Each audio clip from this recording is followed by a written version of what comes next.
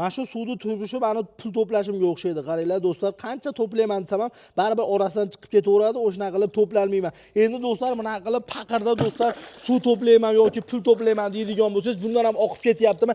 Endi do'stlar, siz to'playotgan pul hamma narsaga yetadi. Mana shu darvozani ham do'stlar bemalol pulingiz yetadi. 4,5 million so'mga 100 yovor o'rnida turishi bo'ladi. Narigisini ko'rsating 6,5 million so'm. Bundan tashqari Dubai fason do'stlar, mana shu turishi bu ham 6,5 million so'm. 5,5 million so'mga do'stlar qaranglar, iPhone fasonni hech kim bermayotgan paytda 5,5 million so'mga mashina turishini berib yuboraman.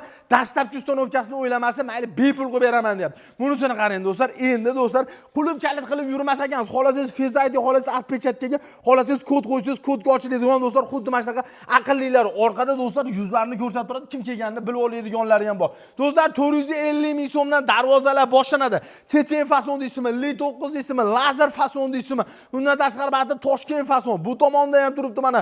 Bo'yini qarang, balandligini mashturishini do'stlar 8 million so'mga o'rnatib berishaverar ekan. Darvozalar olamiga yetib kelganmiz do'stlar. Badda ko'rib turganlar ishlab chiqaruvchidan video pastiga nomer qo'ygan, aloqaga chiqing. Pul to'planmayotgan bo'lsangiz, pulingizga yarashasi ham bor.